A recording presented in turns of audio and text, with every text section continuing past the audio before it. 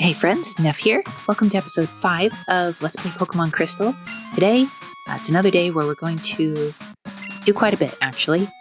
So we're going to start off, I have a choice now. I can either do the rival battle or I can take on the gym.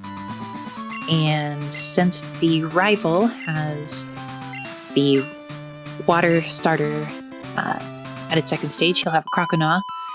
And I am either 2 times or 4 times weak to its attack, so we're gonna go get some experience at the gym first. I wish this was a double battle.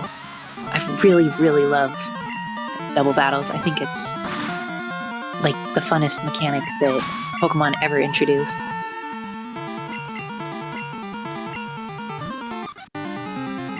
Anywho, just going for some easy experience here.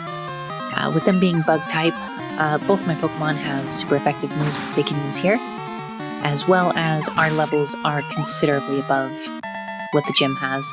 So none of these guys are going to be any more difficult than like a regular trainer battle. Even the gym leader Bugsy is not too difficult. And by not difficult, I mean we're going to sweep him. Phew, you're mighty. This dialogue, I love it.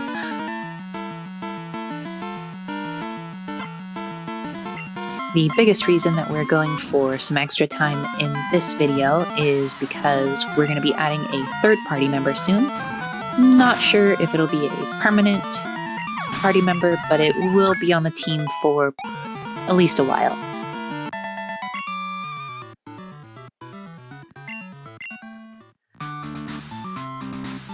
As a result, that means we're going to have some switch training to do, and that always drags things out a little bit.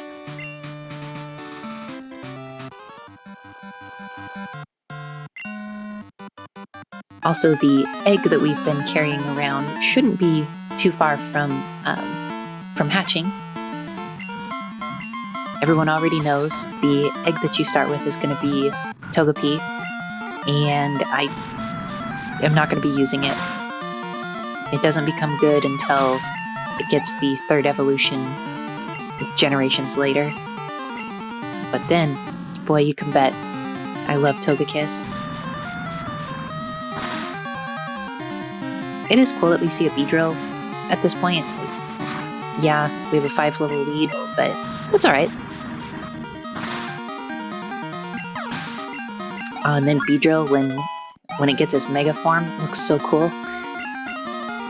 But yeah, it's nice to see something fully evolved at an appropriate level at this point. I mean, otherwise we're taking on Metapods and Kakunas, and they're just basically garbage tier. We haven't faced anything that's really going to make us flex quite yet.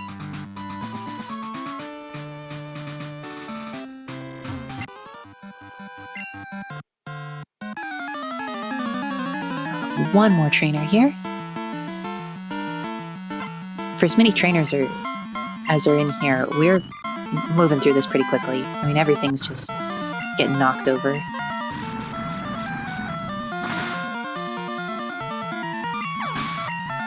Easy peasy. Comparing Gen 2 to Generation 1 isn't quite fair in this instance, because in Generation 2, your second gym is against Misty, and at that point, the team, well, the Pokemon that you're facing in the gym are at a higher level. But if you wanted to just do a straight across comparison, Bugsy is nothing compared to Misty.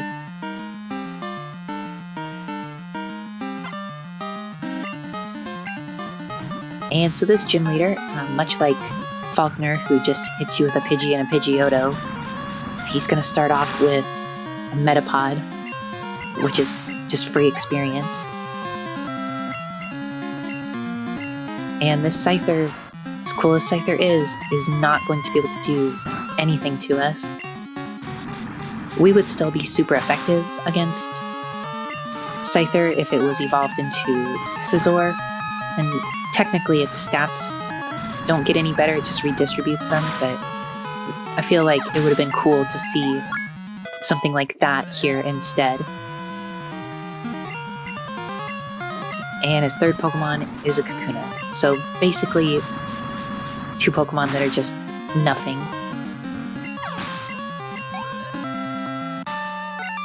I would say that Slowpoke Well was actually more difficult for us in this gym.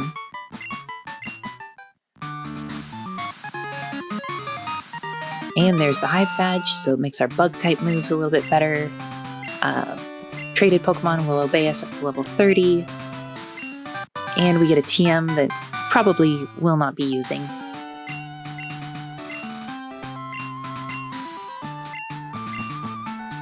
It is cool. It works kind of like how Rollout works, but it's Bug-type, and that's still not a great offensive typing at this point. And now I'm going to go ahead and heal up because the rival battle is going to be difficult.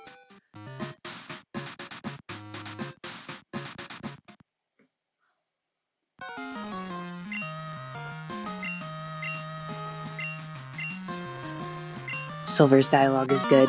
Like, even though it's not really confirmed until the remakes, just the things that he says strongly imply that he has a personal grudge against Team Rocket for reasons we all know now.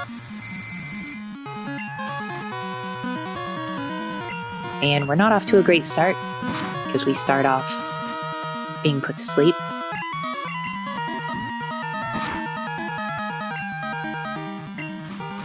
I do like that in Generation 2 they changed it so when you wake up from sleep, you get to attack.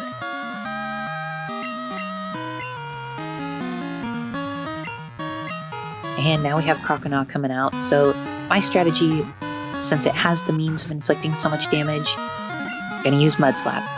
We're just going to chip away at its health, but we're going to lower its accuracy. And I'm pretty much going to do that at least 3 or 4 levels of accuracy down. But then we want to be able to clean up with Geodude. But she's 4 times weak to water, so we really want to make sure that when she comes in, she can finish the job. So we got a few layers of accuracy down. Now we're going to lower the defense, so that way we can follow up with, of course, Tackle Mist. I'm not even really sure why I used Tackle instead of another layer, but that's fine. I'm doing okay damage. And so long as Magnitude hits, Geodude will easily take it out.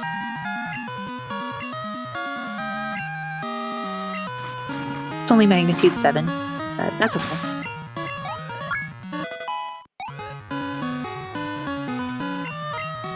And then the final Pokemon is Zubat, which Geodude has taken out many of these before. But, and this is a huge but, Confusion is our worst enemy. Statistically, I hurt myself a lot. So, and we flinched, so you know what? It's time to just send out a Pokemon and go for the sacrifice. Just get rid of the effects of Supersonic and hope for the best.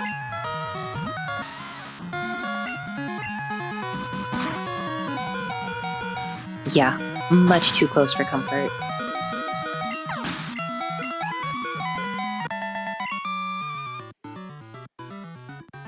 And no personal accountability.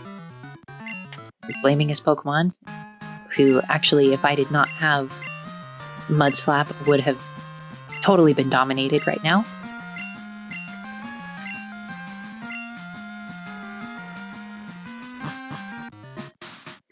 So, he's a jerk. Whatever. Moving on, healing up. Now we're gonna go to the forest.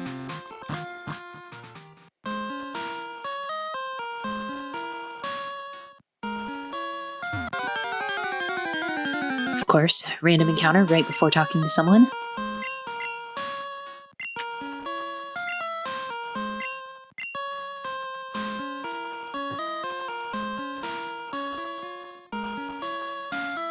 So another thing I like about this is that guy specifies that he can't control this Farfetch'd because he doesn't have any gym badges. So I'm going to assume that this Farfetch'd is close to level 30, just because that's the badge that's available in town.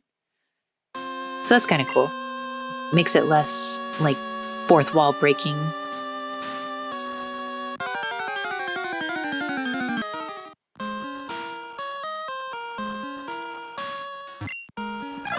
So if you don't do this right, you just end up making him go in a circle over and over. So you want to go the long way around, chase him down this way, work him back to the other trainer here.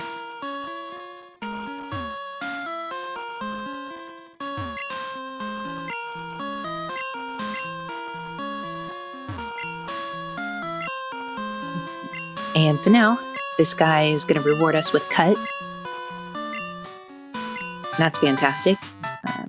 Now we'll be able to move on. There's a couple of things that we can go back and get now that we have cut, but there's going to be a better time to go back and do this, so I'm just going to hold off for the moment. But we are going to go back to his house after this battle, just because he has another item that we can get now, and that actually will help us. Didn't really need to heal up, but I did need to change up my party just slightly.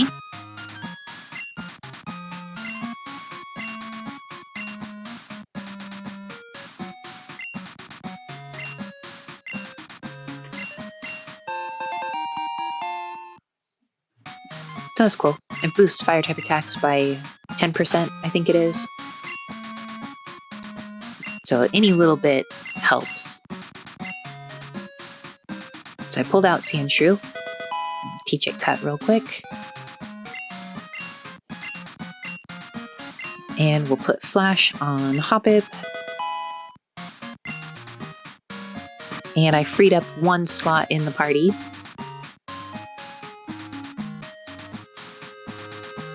And we're going to grab the charcoal, give that to Quilava. His special stat isn't great, so this will help just a little. Okay, and now we can push on through the forest.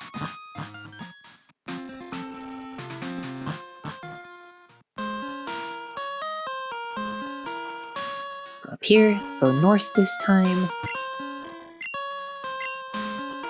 Now, quality of life improvement makes it so we can use cut without having to go and select the Pokemon.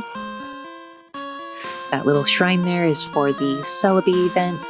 We never got it internationally, unless you're playing the Virtual Console version.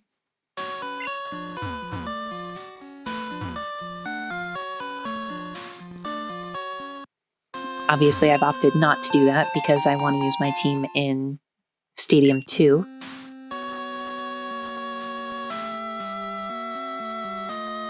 Now we're going to go loop around here. I like that our encounter rate dropped a little. This guy teaches us about Headbutt.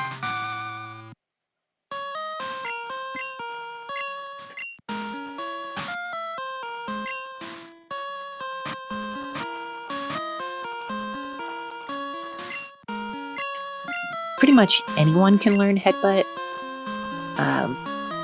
I think I'm just going to put it on Geodude because I really only care about catching 2 Pokemon this way. But it's definitely going to be better than his tackle, or than her tackle, rather.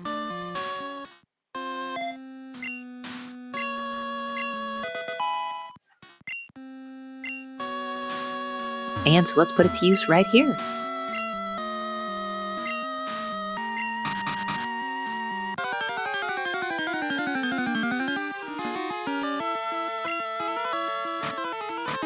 And perfect. So we encountered Pineco.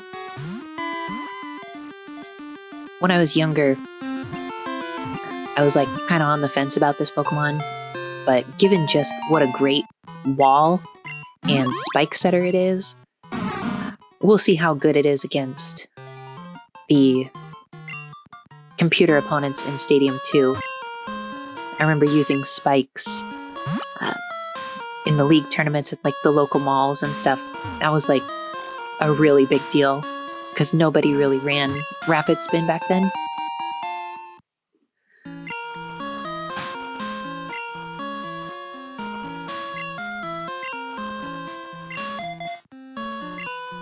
And that egg is going to be really close to hatching, probably in the next episode.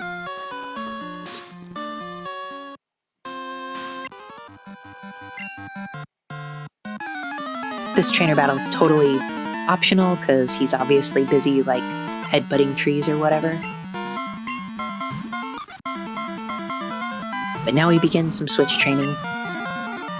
Pineco has quite a bit of catching up to do.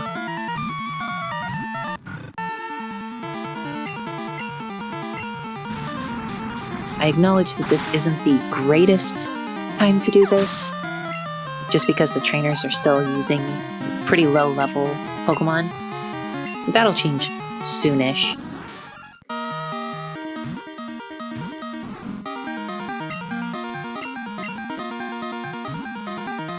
I considered speeding up the battles just a little bit more, maybe like instead of 1.5, take them to 1.75. But we're only going to switch train for a while.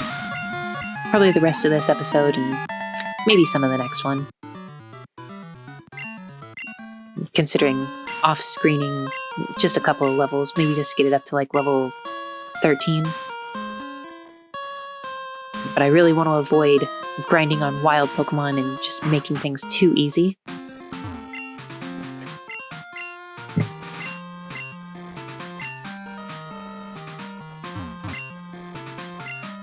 That NPC was talking about Celebi, even though it has the same base stat totals as Mew, being responsible for a small forest versus being like the prototype of all Pokemon.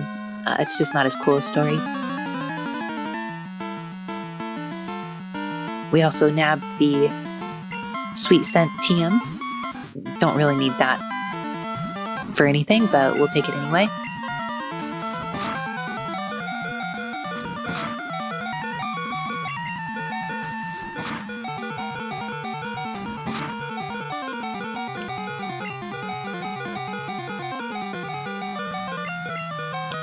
There's only a couple of trainers on this route.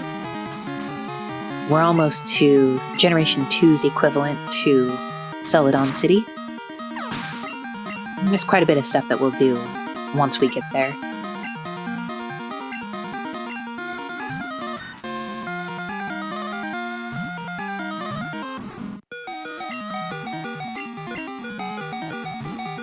Just switching back and forth.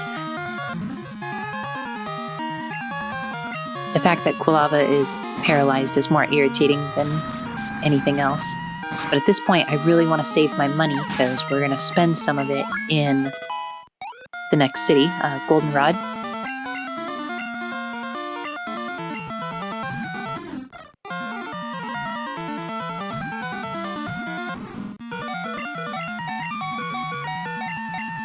It is pretty cool that Pineco starts with self-destructs. Obviously, I'm not going to use it this moment, but that will be useful against a certain gym leader soonish.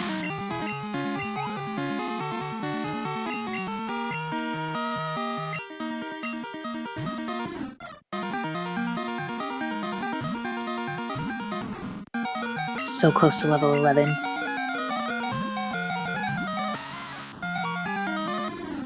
And lowered our attack, but that's okay, considering we're 11 levels higher.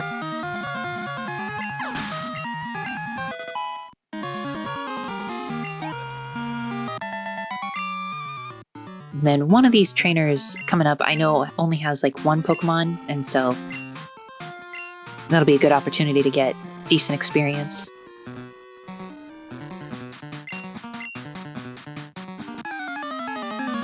We're also coming up on the daycare, which I'll probably tackle in the next episode.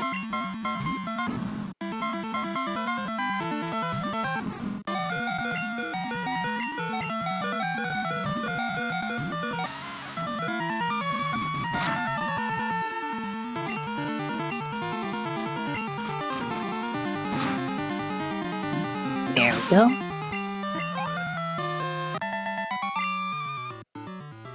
Not as much experience as I thought, but that's okay.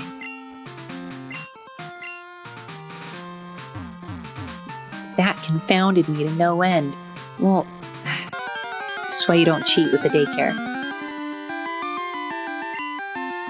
Here we encounter a new Pokemon. I have no intention to use it, but we'll still get it for the Pokedex entry.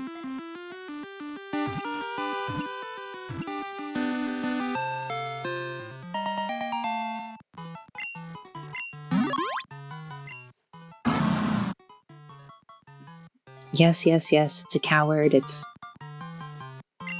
looks ridiculous. Snubblebite might be my least favorite of all the Generation 2 Pokemon.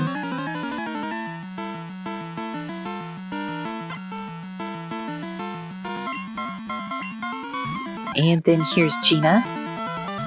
Here's someone who has a somewhat useful phone number.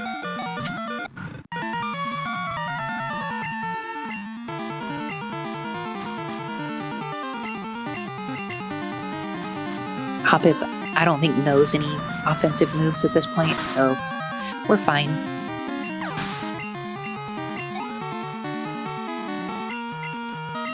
Now, Bulbasaur is a Pokemon that should provide some okay experience.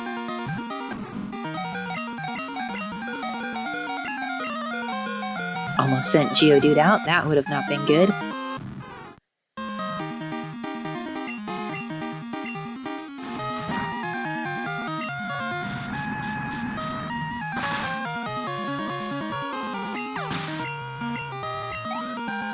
There we go. That's not a ton of experience, but better than nothing. I already know Hoppip doesn't give hardly any experience, so I'm not going to switch out for that one.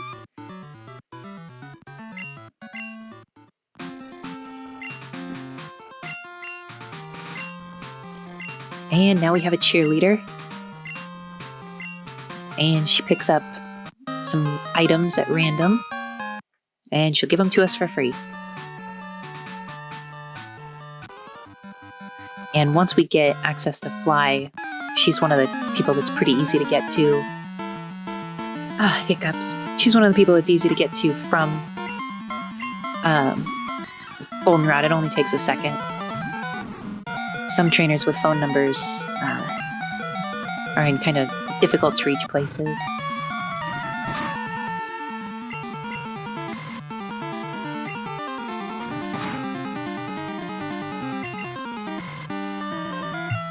Should have just used Ember, but I was clicking too fast. Click Tackle, so we're just doubling down.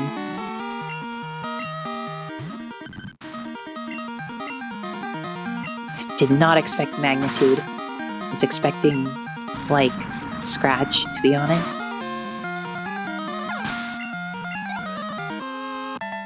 So that's it for trainers in this episode. Now we're going to go to the daycare center, and I will see you guys in the next one.